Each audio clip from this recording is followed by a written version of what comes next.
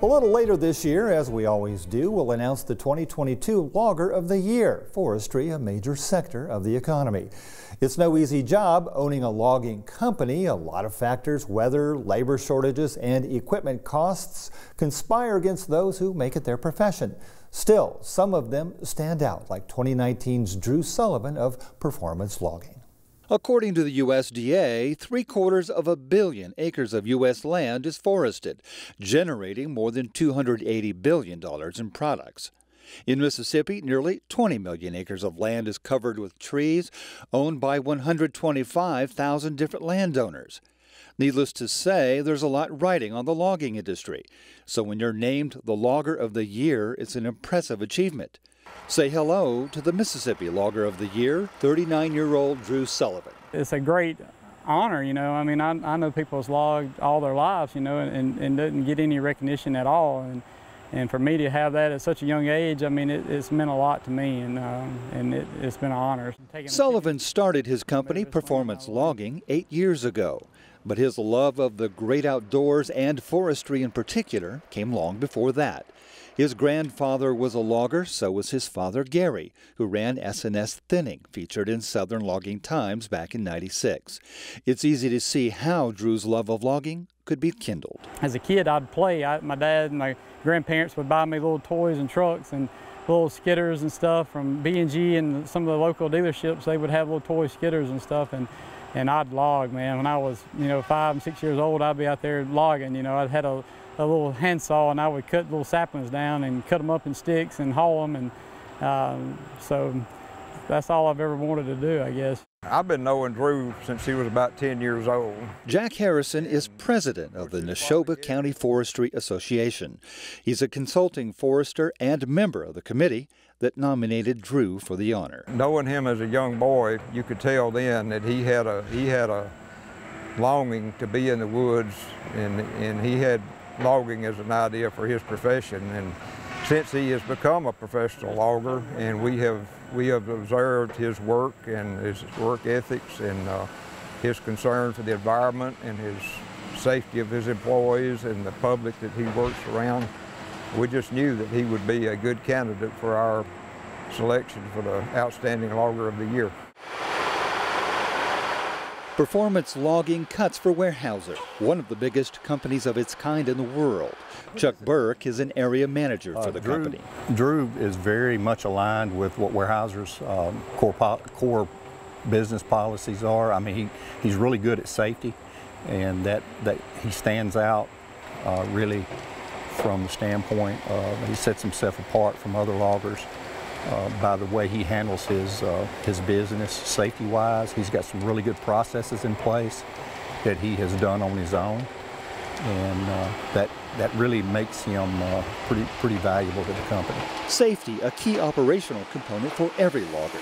Vince Cusimano, a procurement forester and member of the Logger of the Year committee, makes that abundantly clear. Something goes wrong out here, somebody usually dies. Something really bad can happen really quick out here.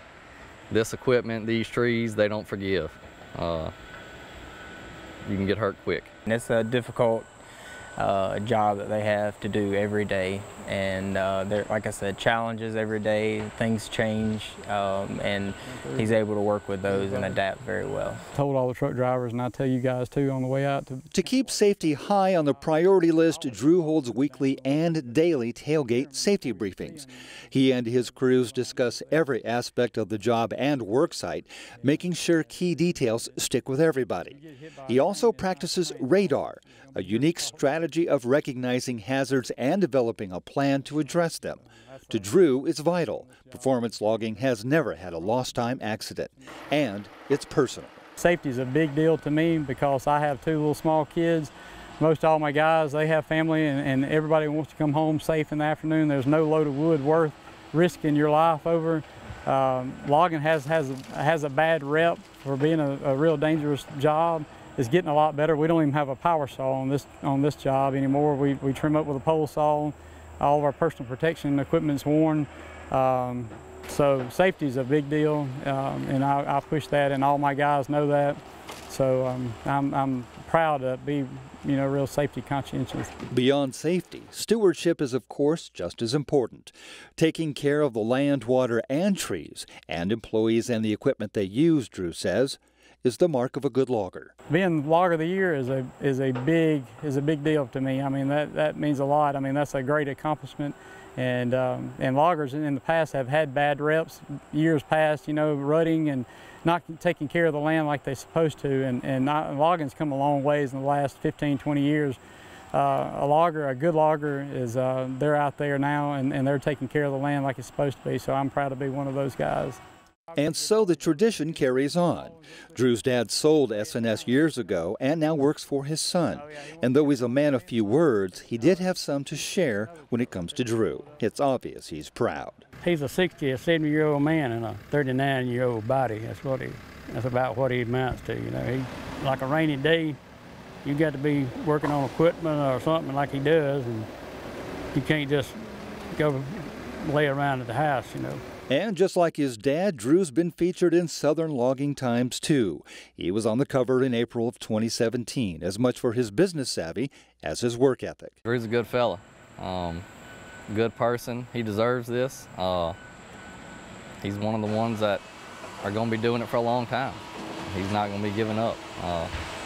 He's got a good business head on him and knows what he needs to do to make things work. He's got a good crew, and he's really into safety, so wanting everybody to get home at the end of the day.